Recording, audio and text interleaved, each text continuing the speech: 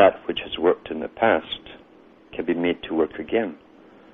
The archives where knowledge is stored, real knowledge and observations of peoples, populations, sects, groups, all down through the ages, are available to a small elite. And when you want the public to adopt an attitude, to change their dress mode, to change their behavior, to change whatever, there's a formula already in there. You must find out how to introduce it, how to get the idea across, and you will even know by continuous study, repetitive study, empirical proof, that it will work and how long it will take to be implemented and adopted by the general public. Very few people today, in this day and age, very, very few, are actually true individuals as such.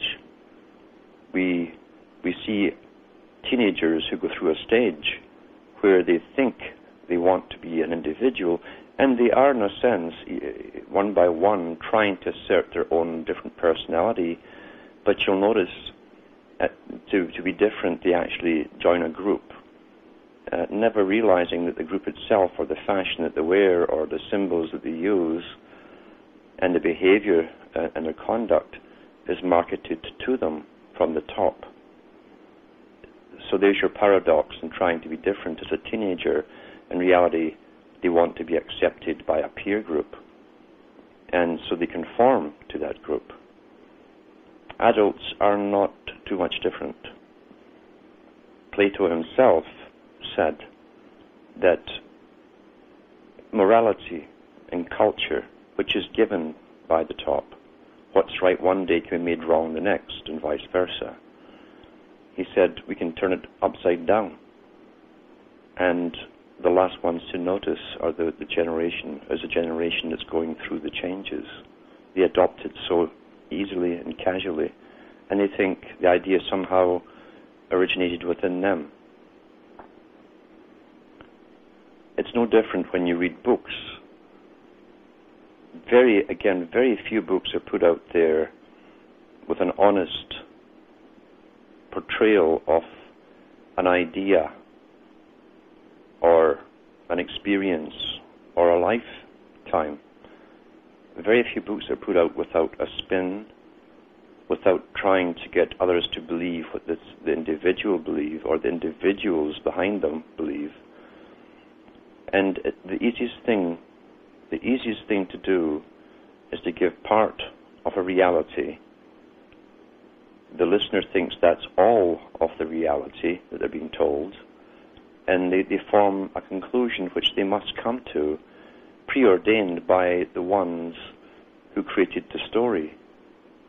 And this goes for everything. It goes for even all the groups who think they're rebelling against society. We see that with the feminist groups. The bankers doubled their tax base by the introduction of feminism. And feminism was not won by women. It was won by scientists in white coats, the white-clad priests, who gave them the pill. That's how it was won. It doubled the tax base for the bankers. The elite that Bertrand Russell was a member of and wrote about wanted to get kindergartens, or the state, in other words, to give the children their early education, their early indoctrination. And remember the old saying of the Jesuits, give me a child before 7 and he's mine for life. It's no different. Now they've got them at 2 years of age in kindergarten. So these things were needed. They had to separate the children from the mother, and they've been very successful. In Canada now, when there's a national strike of daycare workers and children's kindergarten workers, the women actually come out with placards and demand that the government do something to take care of their children. And you can see how quickly this whole idea, the government is really there to take care of their children. How naturally that seems already to these people. They expect it. They adapt so quickly from one lifestyle where the mother wanted no one to interfere or take her child away. She wanted the early years with the child. Now they're demanding the government take over that role so that they can go out and earn money. And as I said, the bankers love this because now they can project bigger debts in the future because there's a bigger population to pay taxes. This is all part of an economic system we live in. Sociology is used, psychology is used, the ancient sciences of people are used against the people to further enslave them, and by doing so, it means that it's more efficient when it comes to enslaving the child. The children are becoming brainwashed much quicker and easier because they're using scientific techniques of indoctrination. People who are truly in the matrix, and by that I mean they've believed, they do believe the reality that's been presented to them since childbirth. When they notice a threat to what they think is their culture, they have to find someone to blame right away.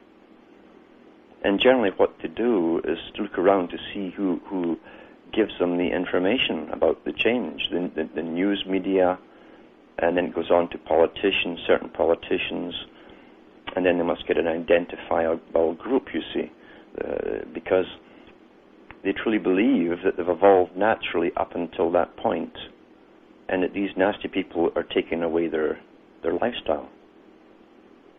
And the group mentality is so strong within most people who are in the matrix. They are not truly individuals. Now, I'm not talking about they like chocolate or strawberries. I'm talking about, and personal taste, I'm talking about they need to belong to what they see as their identifiable group because they want order within their lives. And it seems that their culture, their group, has given them order. It never dawns on them that this order was drawn up a long, long time ago for them, anciently, in fact. And they've simply adopted it. They're familiar with it, so they really think it is theirs. But it truly isn't. It truly isn't theirs. People join churches because they want to belong to something which is the first explanation they've been given for the meaning of life. And it's like politics. If your dad votes this way or that way, then the offspring, if they're going to vote, generally do the same sort of thing. Well, it's the same with religion. If mum and dad were Catholic or Jewish or Protestant or Hindu or whatever else, then the children are too. And they accept that as being normal because each one thinks they're in the right group. Their group has the truth, you see.